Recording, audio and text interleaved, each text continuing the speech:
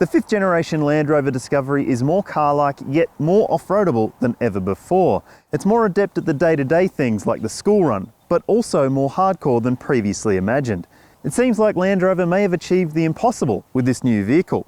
But has it? And at what cost?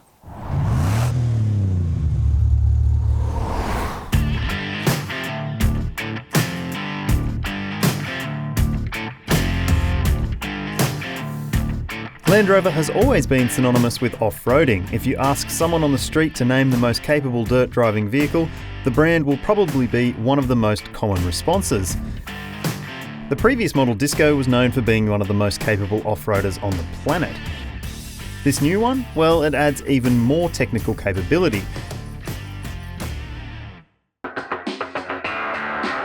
Among other things, it comes with an almost unheard of ground clearance of 283mm in the air suspension's highest setting. Plus, it has an incredible weighting capability of 900mm.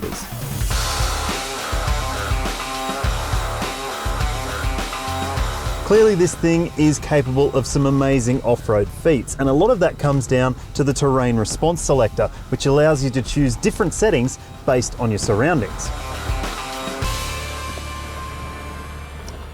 So if I check what's around me using the surround view camera in this HSE luxury version, and I see that it's muddy, then I can just choose that. Or if it's sandy, then that.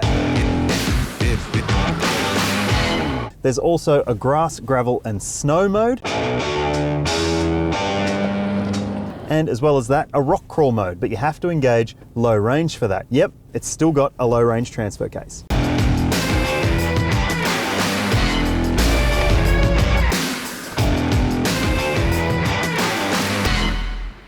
All in all, the new generation Discovery lives up to that Land Rover badge, that off-road ability. But off-roading like this is often more of a daydream or a fantasy than a reality. And Land Rover has put that at the front of mind for the new Discovery. It's designed to be better on the road. The Discovery retains the same air suspension setup that it's had for a while now, and that means that it's quite comfortable in most situations. Although with these big wheels you can feel them thudding into the cabin a little bit every now and then, particularly on country back roads like this. And the air suspension also means that the body doesn't feel quite as controlled, with a little bit of wobble side to side at times. The engine in the model we're testing is the TD6 drivetrain, turbo diesel 6-cylinder, and it's got plenty of punch, but it does also suffer from a bit of low rev lag. The cruise control can be a bit confused, as can the transmission, when you're going over rolling hills, which could be an issue if you live out in the country. But generally the V6 offers enough punch for everyone's needs. Put your foot down and there's easily enough go to get you out of trouble. Fuel use is down notably from 8.8 litres per 100 to 7.2 litres. That's a big drop between generations.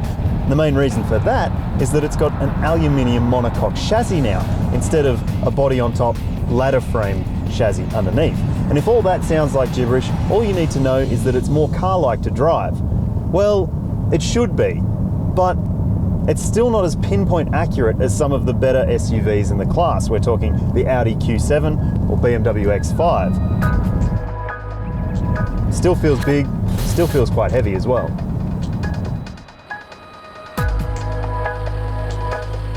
So that's all the stuff for the driver sorted out, but what about for the passengers? Land Rover reckons this new Discovery is more family friendly than ever before. In fact, they say it's the best family SUV in the world. Really? The best? It's a pretty big claim. Let's see how it stacks up.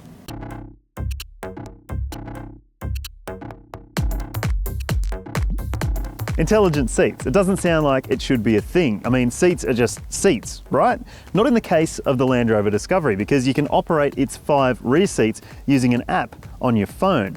Although I haven't been able to get it to work on my phone, and it doesn't work when you're out of mobile reception, so it's useless off-road. But there are regular toggles which you can use in the back, but as you can see, it takes quite a long time for the seats to find their final position. It seems like tech for tech's sake, at the cost of a simpler solution. That high-tech electric seat system is optional, and so are the third row seats, which is disappointing. And there are practicality shortfalls.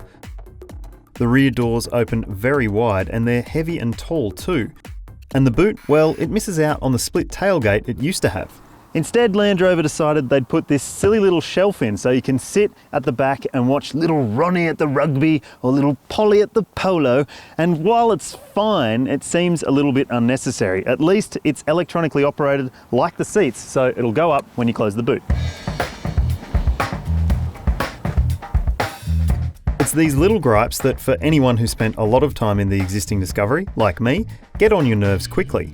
But there's no denying the new generation Discovery is a thoughtful place to be. It's a big SUV with families in mind. In fact, a 6-foot adult like myself can fit back here quite comfortably, and there are thoughtful little elements like this armrest with a USB point inside. In fact, you can option up to 9 USB points throughout a Discovery. Overkill? Perhaps. The second row is spacious too, and our car is optioned with quad zone air conditioning. You can option heated rear seats as well. Lots of options to choose from, hey? Up front, there's the brand's InControl media system, which is fine to use but doesn't set any new benchmarks, and still lacks the latest smartphone mirroring tech of Apple CarPlay and Android Auto. You don't even get digital radio standard. It's yet another option. How cool is this? There's a hidden storage compartment behind the climate controls. That's also where your CD player slot is. And there's a second hidey hole underneath the cup holders, which is big enough, apparently, for 4 iPads. Then there's a fridge between the front seats, but listen to this. That doesn't sound very premium. And there's dual glove boxes, but the top one just doesn't want to stay open. Seems like a weird design. At $114,000 for this HSE luxury model, I've got to say, it doesn't quite feel as special as that price tag suggests it should. There are plenty of ways the new Discovery is better than the model it replaces, but in other ways, it's not so convincing. To me, it feels like a car where the marketing team decided we need to be first with something with this car, like those app-controlled seats. But why fix it if it wasn't broken? That's my big question. But if you're in the market for a new generation Discovery, if you're upgrading from the previous one in particular, be sure to put it through its paces through your daily routine. Otherwise, you could be getting a really good off-road SUV.